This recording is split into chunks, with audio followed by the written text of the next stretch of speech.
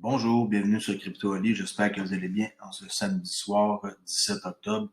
Alors, on commence immédiatement avec le prix du XRP comme d'habitude sur CoinGecko qui est à 31 cents 87 canadiens et en hausse depuis 24 heures à 0,6%.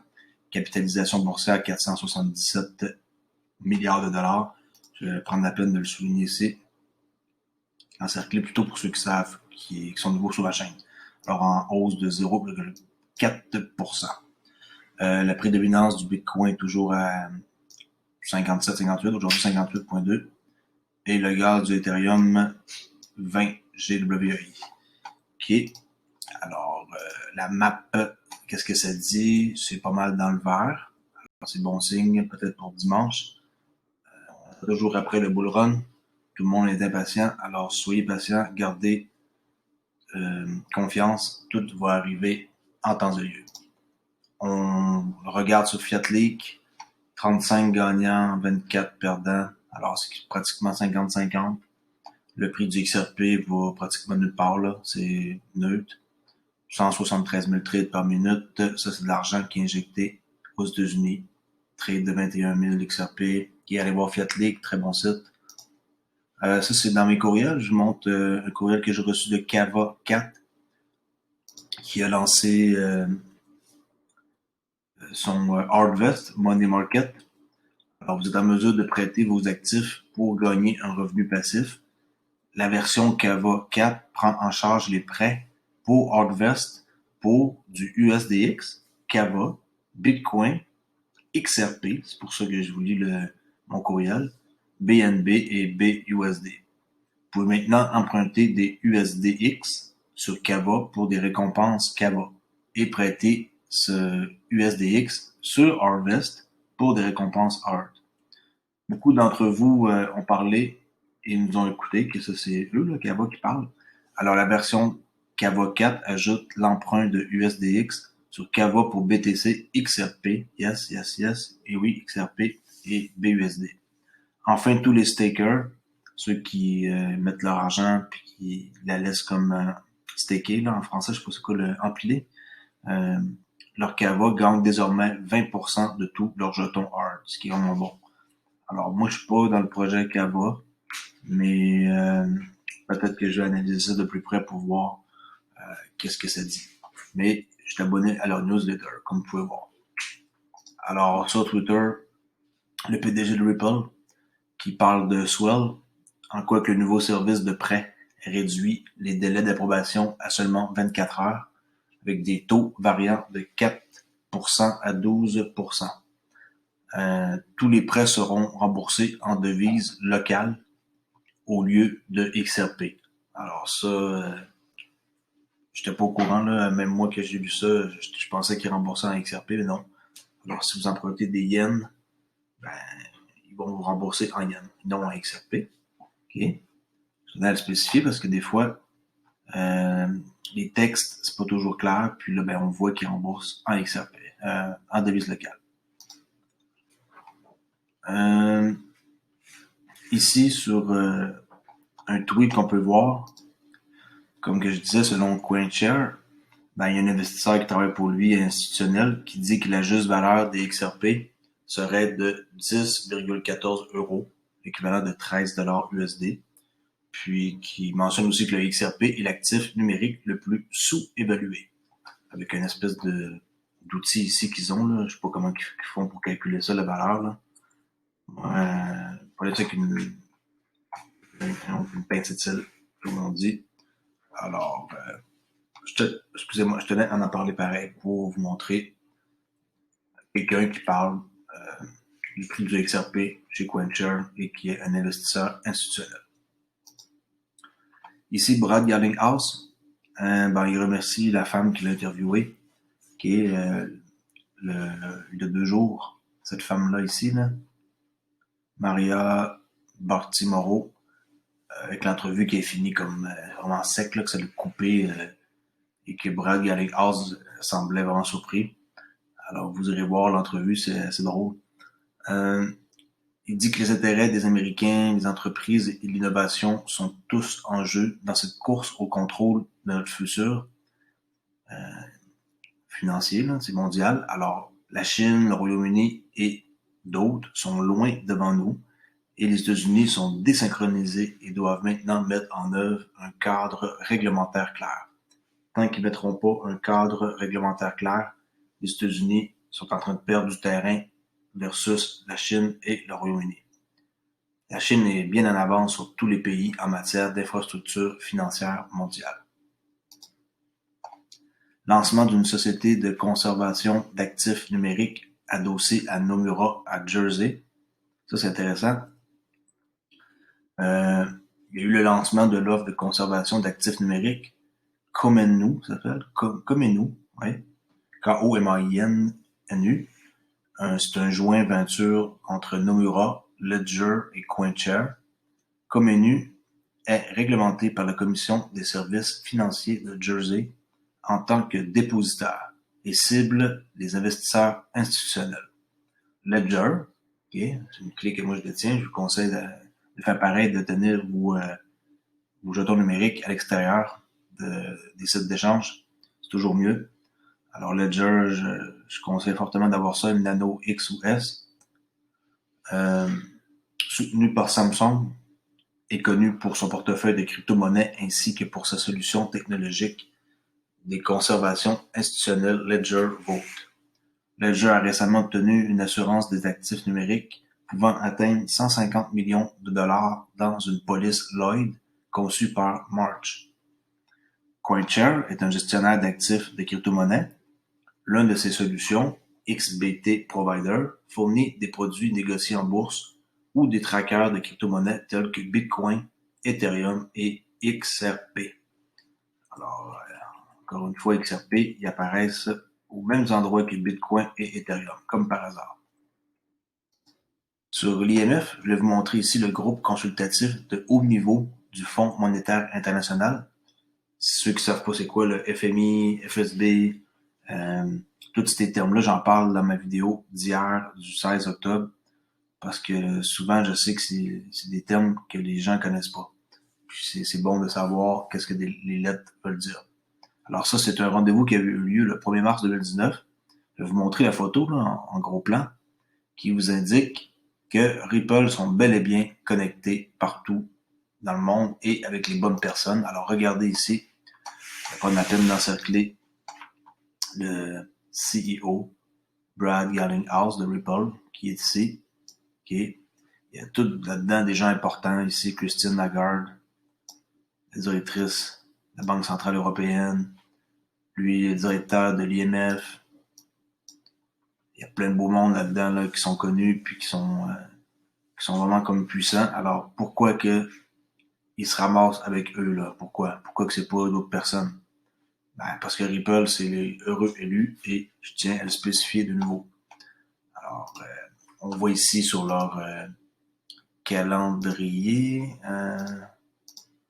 je crois que c'est ici plus bas sur leur calendrier, je vais vous montrer les rendez-vous avec les gens qui c'était les membres du groupe consultatif. Bon, là, on voit que c'était censé être Chris Larson, le président, mais la part du temps, Chris Larson, il va envoyer son CEO, okay, Brad Garlinghouse, pour tout ce qui a rapport aux communications. Alors, c'est pour ça que c'est lui qu'on voit là, au lieu de Chris Larson. Tout ce beau monde-là, ben, sont tous très importants. Okay. On enchaîne avec une autre nouvelle. Le premier portefeuille matériel biométrique Decent prend en charge Spark AirDrop. Alors ça permet, dans le fond, d'avoir des gains avec le programme pour ceux qui détiennent des XRP.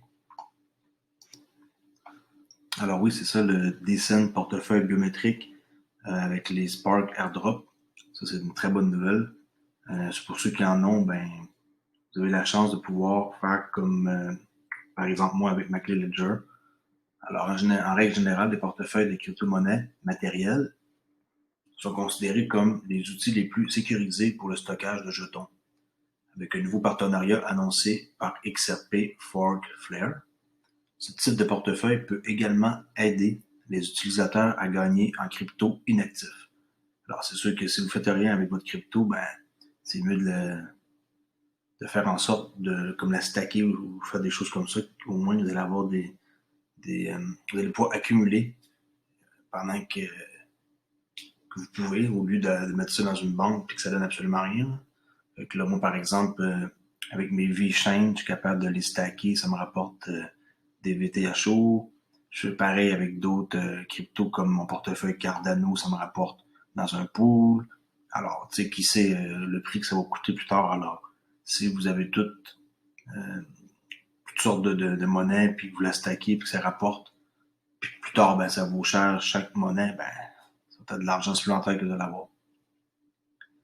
Selon la déclaration officielle du portefeuille matériel Decent, tous ces détenteurs XRP peuvent réclamer des jetons Spark en un clic. Oh, ça c'est hot, là. Pour participer à Spark Airdrop, un utilisateur Decent doit allouer au moins 20 XRP. Présentement, c'est 5$, là, 20 XRP, là, de son portefeuille activé. Ensuite, il ou elle doit installer les dernières mises à jour pour le logiciel. Okay? Alors, that's it pour ça. Ceux qui ont ce genre de clé-là, ben dites-moi là, j'aimerais savoir comment ça fonctionne. Ici, sur The Daily Ode, Grayscale qui dit que 68,5 milliards de dollars de raz-de-marée pourraient stimuler le Bitcoin et les actifs numériques. Nouvelle du 14 octobre. La société de gestion d'actifs numériques, Grayscale, d'1 milliard de dollars, la valeur, affirme qu'un transfert titanesque de richesse pourrait amener des vagues de capitaux dans le Bitcoin et la crypto-monnaie en général. La société qui détient dit que 68,5 billions de dollars d'actifs devraient être transmis des baby boomers, à la génération X et à la génération Y au cours des 25 prochaines années. Alors, 68,5 billions, là, c'est des trilliards de dollars, ça, ok? C'est beaucoup, beaucoup d'argent. Alors, 25 ans, c'est quand même pas si long que ça pour pouvoir assister à tout ce beau transfert d'argent-là. Et plusieurs études montrent que les jeunes de cette génération-là sont beaucoup plus susceptibles d'investir dans des monnaies numériques. Le nombre est basé sur une étude de la Société mondiale de recherche en gestion d'actifs, Cerulli, qui a montré que les 68 trilliards de dollars seront transférés de 45 millions de ménages américains à leurs héritiers et organisations caritatives. L'évaluation de Grayscale, selon laquelle les jeunes générations, en particulier les milléniaux, sont enclins à investir dans les actifs numériques, est basée sur des études qui montrent que les milléniaux se méfient des banques et sont beaucoup plus ouverts aux actifs numériques. Une enquête récente menée par la Société des services financiers Charles Schwab révèle que Grayscale Bitcoin Trust, en passant ceux qui veulent investir dans un trust comme ça, je le conseille fortement, là. Même si je suis pas un conseiller financier, Grayscale sont les plus gros investisseurs de Bitcoin, là. Ils ont plusieurs trusts, dont un Bitcoin Trust, un Ethereum Trust, un XRP Trust, ou un mélange de toutes sortes de monnaies, là, 5 là, les plus populaires dans un trust. Ça classe au 5e rang des principaux titres de participation de génération Y au-dessus de Disney, Netflix et Microsoft. Alors, on voit ici les Millennium, Amazon, Apple, Tesla, Facebook, Grayscale. On voit ça ici, qui détiennent 1,84%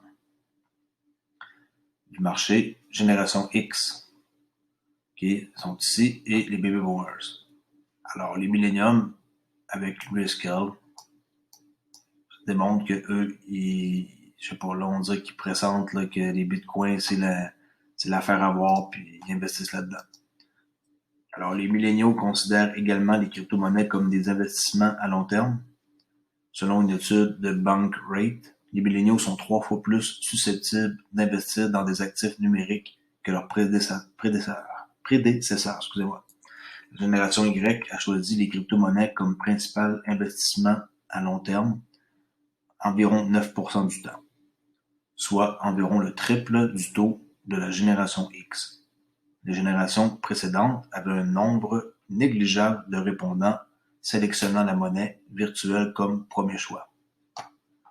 On continue sur Twitter avec XRP Crypto Québec, que j'ai appris à connaître dernièrement, là, quelqu'un de mon coin qui fait des très bons tweets approfondis, du deep dive qu'on appelle sur XRP, puis vous trouvez des bonnes informations. Ici, c'est sur l'intelligence stratégique du Forum économique mondial qui s'appelle le Great Reset. Là. Ça fait longtemps, là. Ça fait au moins 6 mois qu'on répète sans cesse là, le Great Reset. Dit qu'il faut apporter une attention particulière à leur schéma par rapport à la façon, dans le fond, pour la récupération économique et aussi la 4e révolution industrielle. C'est les 2 plus gros créneaux à vérifier. Alors, on va aller voir immédiatement qu'est-ce que c'est la façon de récupérer l'économie et la 4e révolution industrielle. Alors, on voit ici le Shaping the Economic Recovery. Là. Ça, c'est ça ici, là, façonner la récupération économique. On voit que ça comprend quoi? La taxation, les designs inclusifs, future of mobilité, qui est le téléphone mobile, l'air et la pollution, les ressources, la sécurité, l'emploi et le travail, workforce là, pour sécuriser l'emploi, et le futur de l'économie, le progrès, ainsi que la gouvernance globale et le COVID-19. Ça, je suis pas surpris que ça se ramasse dans le Shaping the Economic Recovery, qui est la façon de la récupération économique. Et si on regarde la 4e révolution industrielle, on voit ici Harnessing the Fourth Industrial Revolution. Qu'est-ce que ça comprend? Bon, la 4e révolution, les drones, ensuite digital economy, l'économie numérique, alors ça nous concerne beaucoup avec les XRP, les nouvelles valeurs, médias, entertainment, culture, vaccination, le futur des ordinateurs, la blockchain, ça nous concerne. Alors, je pourrais souligner pour vous montrer lequel qui... Ça ici, ça c'est nous, blockchain, digital economy and new value. Ça c'est vraiment nous aussi, là. Qu'on dit l'Internet, Internet of value. Avant, tu avais l'Internet of things, des choses. Maintenant, c'est l'Internet of value. Ça nous concerne ici. Et, bon, la blockchain, digital identité, ça aussi, ça nous concerne. Identité digitale. Vraiment, on s'en va vers ça là, avec la biométrie et tout. La gouvernance d'Internet, l'intelligence artificielle aussi, ça nous concerne. Digital transformation pour les entreprises aussi. Quantum computing, ça ne concerne pas nécessairement Cripple, mais plus tard, ça peut être un risque. Mais apparemment, selon David Schwartz, pas avant 10 ans, il y a un super ordinateur, là, Google, il en détient un, qui est apparemment gros comme un réfrigérateur, puis qui c'est le plus puissant au monde. Là. On pourrait revenir là-dessus pour une vidéo, mais pour l'instant, je vais vous montrer à quoi ça ressemble l'intelligence stratégique du forum économique. S'ils mettent ça en marche, c'est pas pour rien. Il y a d'autres sujets ici, là, mais moi, je fais juste comme prendre la nouvelle de XRP Crypto Québec. Vous pouvez vous abonner à lui, là, c'est vraiment quelqu'un qui donne des bonnes nouvelles sur Twitter. On pourrait peut-être une prochaine vidéo regarder là, qu'est-ce que ça comprend les autres points qui sont ici. Alors, on continue immédiatement avec une nouvelle sur Coindesk, en quoi que le Fonds monétaire international et le G20 et la BRI se préparent à l'ère de la monnaie numérique des banques centrales. Et oui, le nouveau rapport sur les principes de conception de la monnaie numérique et les normes réglementaires montrent à quelle vitesse les banquiers du monde évoluent. C'est juste une petite nouvelle comme ça pour vous montrer que de plus en plus, il y a du nouveau monde qui se greffe à ça. Puis, il faut vraiment comme suivre ça de plus près pour être au courant de toutes les choses qui arrivent. Alors, le Fonds monétaire, le G20, il se prépare vraiment là à la nouvelle ère de la numérisation, tout ce qui est digital, la monnaie, avec les banques centrales. Okay? Très, très, très important. que vous soyez au courant de ça pour les nouveaux sur la chaîne. Ici, je voulais vous parler de Bretton Woods parce que c'est très important avec qu'est-ce qui se passe présentement. C'est eux qui ont décollé ça il y a plusieurs années, en 1944. Là. Okay. Alors, l'accord et le système Bretton Woods, parce qu'ils sont en train de faire parler de eux présentement, en quoi qu'ils sont en train d'être aussi impliqués dans qu'est-ce qui s'en vient. Alors, qu'est-ce que l'accord du système Bretton Woods? L'accord de Bretton Woods a été négocié en juillet 1944 par les délégués de 44 pays à la conférence monétaire et financière des Nations Unies tenue à Bretton Woods, au New Hampshire, ainsi le nom accord de Bretton Woods. Je sais que ça fait beaucoup de trucs économiques par rapport à ma chaîne, mais il faut comprendre pourquoi que le Great Reset va arriver et que le système financier va changer à jamais et qu'on va avoir la plus grande opportunité de tous les temps de l'existence qui s'en vient. Alors, il faut être au courant c'est quoi le système Bretton Woods. Sinon, vous avez aucune idée dans quoi vous allez investir. Vous allez juste investir puis pas savoir l'histoire derrière ça. C'est important de savoir dans quoi vous embarquez. Alors, dans le système Bretton Woods, l'or, ok, l'or, là, pas le verbe, là, okay, l'or était la base du dollar américain et les autres devises étaient indexées sur la valeur du dollar américain. Le système de Bretton Woods a effectivement pris fin au début des années 70, lorsque le président Richard Nixon a annoncé que les États-Unis n'échangeraient plus de l'or contre la monnaie. Et en plus, depuis être capable d'en échanger depuis 70, il fallait que tu rapportes ton or à une banque ou à une succursale. Sinon, il y avait des 10 000 $ d'amende et aussi la prison qui était possible. Alors, les gens, ils paniquaient et ils allaient porter leur or. Okay? Donc, eux, ils ont mis ça fin en 70. L'accord et le système de Bretton Woods, expliqué. Alors, c'est 730 délégués dans 44 pays qui se sont réunis à Bretton Woods en juillet 44 dans le but principal de créer un système de change efficace, de prévenir des dévaluations compétitives des devises, en tout cas c'est raté leur affaire, et de promouvoir la croissance économique internationale. L'accord et le système de Bretton Woods était au cœur de ce objectif.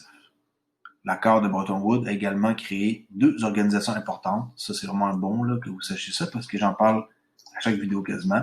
Ça a créé le FMI, le Fonds monétaire international, et la Banque mondiale, Central Bank, qui est Banque mondiale ici. Moi, celui qui m'intéresse le plus, c'est le Fonds monétaire international. Okay. Alors que le système Bretton Woods a été dissous dans les années 70, le FMI et la Banque mondiale sont restés les piliers solides pour l'échange de devises internationales. Alors, juste pour retenir de quoi ça parlait le texte, l'accord et le système de Bretton Woods ont créé un régime de change international partout là, sur la planète, collectif qui a duré du milieu des années 40 à 70. Pendant 30 ans, ils ont régné. Le système Bretton Woods nécessitait une parité monétaire au dollar américain qui était à son tour indexé sur le prix de l'or. C'était très très bon là, leur idée, mais ils ont mis ça fin en 70, malheureusement. Puis je crois que présentement, ça pourrait être encore backé par l'or avec le XRP, comme par exemple. Je fais juste de la spéculation, là, mais c'est fort probable que cela puisse arriver. Autrement dit, avec tout ce qui se passe, Trump a même signé des ordres exécutifs qui font en sorte qu'on pourrait être obligé, pour les Américains, mais même ici avec la Banque du Canada, d'être obligé d'aller porter son or, puis d'avoir un gros prix pour, là, parce qu'ils rachèteraient l'or à fort prix. Et nous, on ferait beaucoup d'argent en leur vendant cet or-là.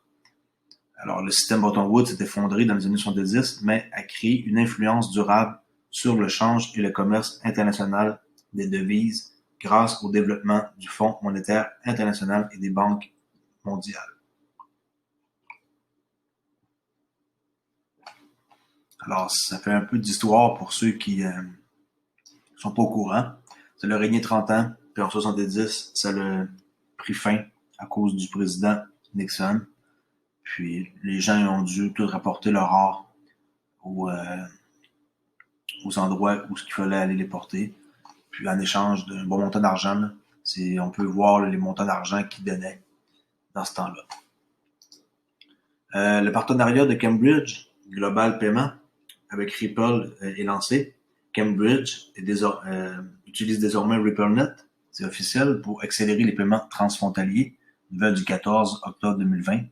Cambridge Global Payment, ça c'était Fleet Core, okay, coté à la bourse du New York Stock Exchange, ici là, le NYSE, sous le nom de FLT, et fournisseur de solutions intégrées de paiements transfrontaliers et de gestion de risque de change, a annoncé le lancement commercial de son partenariat avec Ripple, la société blockchain d'entreprise pour certains paiements mondiaux pour fournir des solutions de paiement transfrontaliers aux clients B2B, business to business. Le partenariat entre Ripple et Cambridge optimisera les livraisons des paiements en utilisant RippleNet, le réseau de paiement mondial de Ripple. Au cours de la phase pilote du partenariat, les dépôts aux fournisseurs qui ont utilisé le partenaire bancaire privilégié Siam Commercial Bank, qui est un client de Ripple, ont vu une réduction de 99%, et oui, 99% de réduction, on s'entend que c'est pratiquement 100%, hein, du temps de paiement avec RippleNet par rapport à d'autres fournisseurs. Une baisse significative par rapport à la moyenne actuelle de 2 jours. Ouais, 2 jours, c'est avec Swift, là. Cambridge a également signalé avoir connu un niveau plus élevé de transparence et de certitude tout au long du processus de paiement. Cambridge explore d'autres pays et devises qui peuvent bénéficier d'un accès RippleNet. Ripple et Cambridge comprennent l'importance de la technologie blockchain. Et oui, eux, ils l'ont compris, c'est pour ça qu'ils vont être les pionniers. Pour améliorer les paiements transfrontaliers pour les clients et apporter une plus grande certitude dans la livraison des paiements transfrontaliers. BCB Group qui lance le grand livre partagé d'actifs numériques basé sur Corda qui est client qui est associé avec Ripple. Pour les institutions, le courtier en crypto-monnaie BCB Group a lancé DASL, un registre partagé d'actifs numériques basé sur Corda pour les institutions financières qui atténue les risques commerciaux liés à la gestion des actifs numériques, y compris les crypto-monnaies. C'est là, moi, que je voulais en venir, là, crypto-monnaies. Alors, s'ils prennent les risques pour les actifs numériques des crypto-monnaies, ça veut dire que XRP va être protégé. BCB sera le premier à fournir des services de prime brokerage, qui est le courtage, pour les actifs numériques sur Corda Network. Alors, c'est une good nouvelle que BCB lance leur grand livre. Ici, on voit le BCB Group, premier réseau de règlement fiduciaire en temps réel de l'industrie européenne. Okay, c'est le premier à avoir existé sur la cryptographie. Qu'est-ce qu'ils font d'autre? Ils innovent, ils transforment l'industrie des actifs numériques. Blink, c'est un réseau de paiement mondial qui permet aux membres de se payer instantanément avec la crypto-monnaie. Pour vous lire tout ça, là, c'est juste pour vous montrer c'était qui BCB Group. On voit là que je vais faire une courte vidéo, mais encore une fois, il y a beaucoup de contenu à couvrir. Alors, écoutez, vous pouvez me mettre en accéléré si vous voulez, ou simplement faire avancer plus vite, je sais pas. Mais je peux pas couvrir en 5 minutes autant de nouvelles par rapport à la crypto, c'est impossible. Je pense que j'avais de quoi ici à vous montrer. Paiement Canada.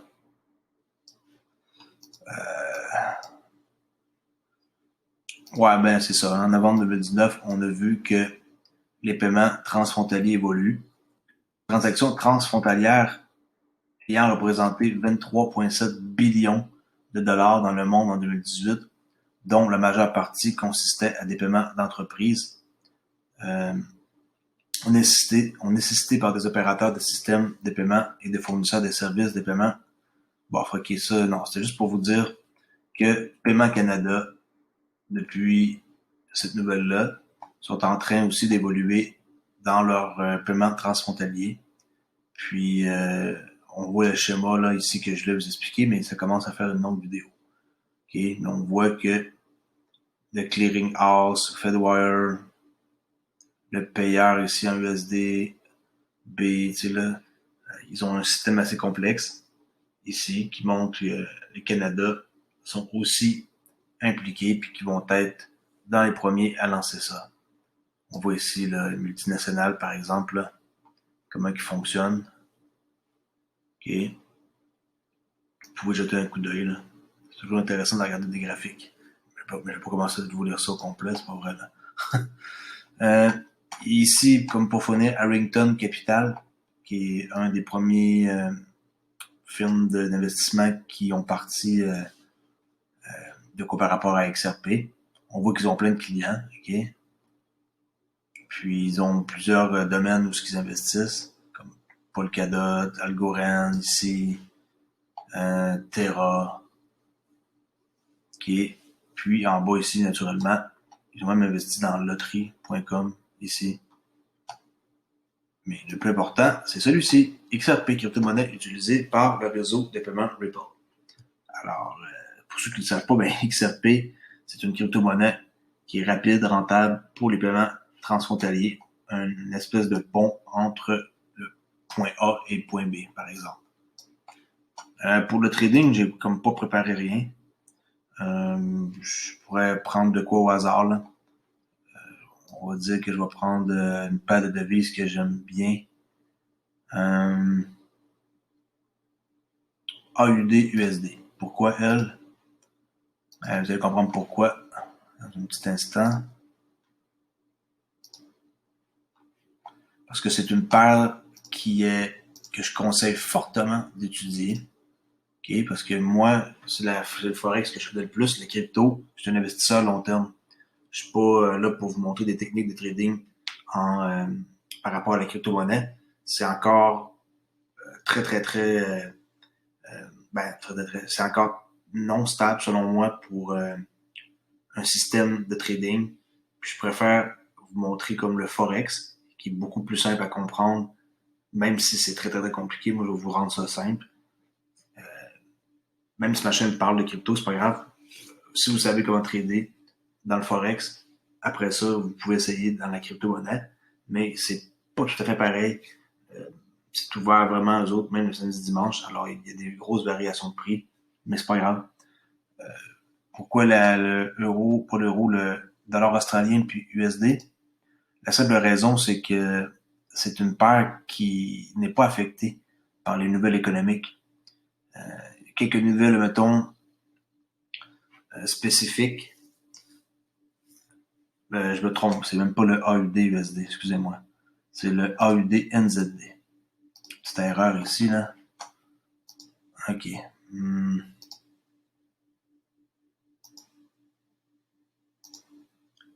C'est une paire qui n'est pas affectée parce que le dollar australien et le néo-zélandais et Nouvelle-Zélande, c'est une nouvelle économique british pour le GBP, ça va pas affecter. Une nouvelle économique des États-Unis, ça va pas affecter rien. Une nouvelle du Canada, ça l'affecte pas. Fait que c'est la seule paire qui est pas affectée par les nouvelles économiques ou de très très peu.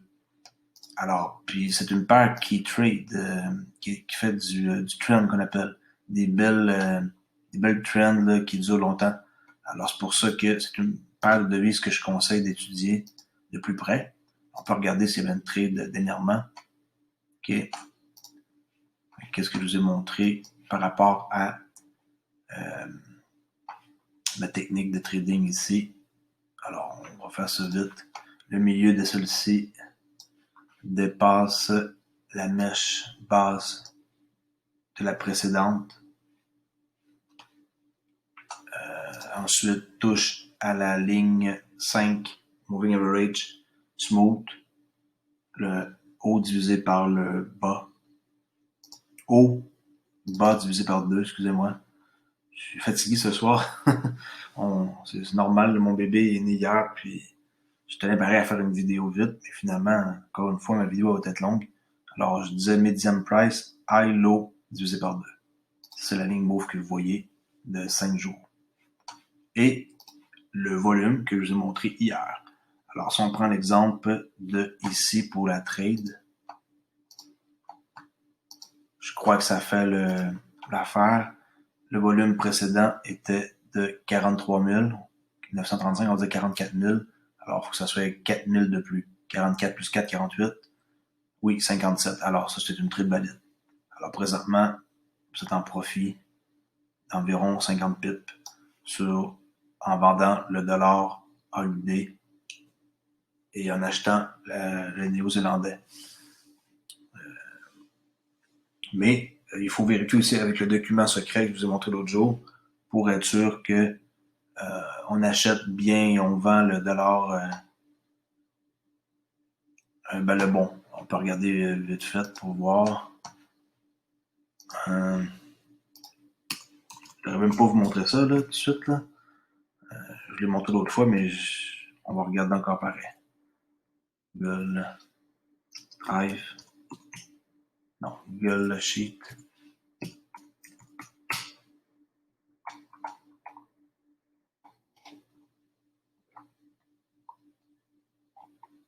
Si je vous le montre, c'est parce que ça vaut la peine que vous soyez au courant que plus tard, il y a des fortes chances qu'un document comme ça que j'ai créé depuis une année et que je prends la peine de prendre des statistiques à toutes les semaines, ben que ça se pourrait que je mette ça là, sur le marché. OK?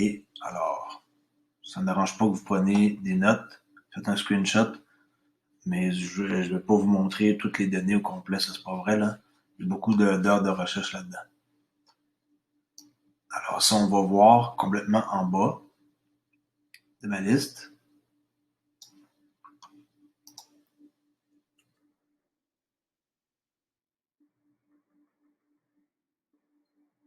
je suis en train de surveiller en même temps mon bébé qui dort dans la chambre d'à côté. Avec mon téléphone, là, j'ai installé une caméra au-dessus de son lit qui détecte les mouvements. Je l'entends s'il tousse, s'il se vire de bord. Avec l'infrarouge tout, là, c'est super hot. Là, je le vois très bien. Là, je vois qu'il a les yeux ouverts, mais il bouge pas, rien. Là. Vraiment cool. Là. Je suis pas obligé de veiller à côté de lui 24 sur 24. Là. Je suis comme si j'étais à côté de lui avec la caméra même. Parce qu'avec la première, on faisait ça, puis c'était une mauvaise idée. Là. On dormait plus du tout. Là.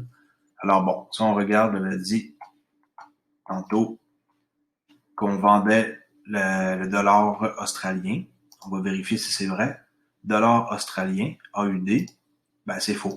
Il faut pas le vendre, il faut l'acheter. Puis, j'avais dit qu'on achetait le dollar néo-zélandais. Alors, c'est le contraire, il faut le vendre.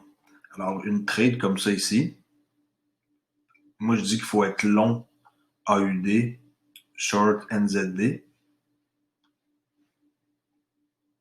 Ça veut dire qu'il faut attendre que le prix monte en haut de cette ligne-là pour prendre une trade.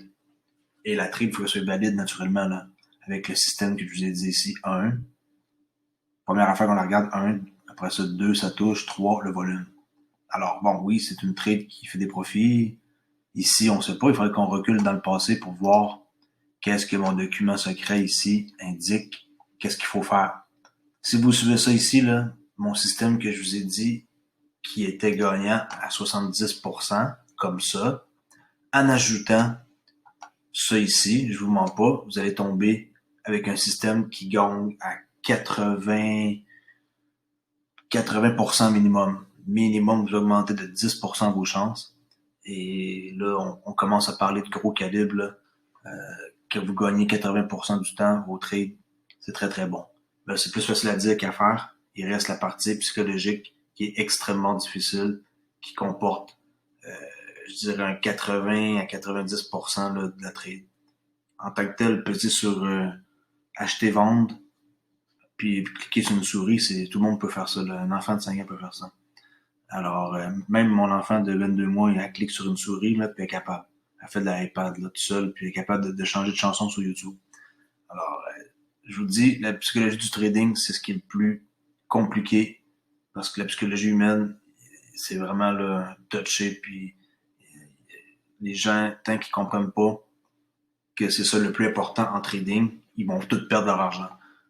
Moi, j'ai passé par là, je me suis refait, mais j'ai passé par là. Alors, à un moment donné, il faut vraiment comme focusser sur juste ça, puis pas penser que un simple graphique comme ça va faire la job. C'est faux. Vous avez une technique que je vous enseigne gratuite, mais c'est pas suffisant. Ça prend la psychologie qui va avec. Alors, je vais pas trop m'éterniser davantage sur la vidéo. Je m'appelle Crypto Ali. J'espère que cette vidéo-là vous a permis de comprendre plus de choses. Je parle de la crypto-monnaie XRP Ripple. C'est vraiment axé là-dessus ma chaîne. Économie finance parce que j'ai pas le choix, ça va avec. Et à la fin de chaque vidéo, depuis quelques temps, et pour l'avenir, je parle de trading, surtout le Forex, parce que c'est le seul domaine de trading que je connais vraiment à fond, puis que je peux enseigner quelque chose pour plus tard. Pourquoi pas la crypto? Parce que je suis un investisseur à long terme sur la crypto. J'ai pas besoin d'avoir une charte pour me dire qu'il faut que j'achète du XRP. Vraiment pas. Puis, je détiens juste comme 7 crypto-monnaies environ, là. 7 ou 10, peu importe, là, je sais pas par cœur, mais j'en détiens au moins 5. Et je suis pas obligé d'avoir une charte pour me dire quoi faire. Je suis tout acheteur sur les 5. Je suis jamais vendeur, là. Je suis acheteur à long terme, jusqu'en 2025-2030.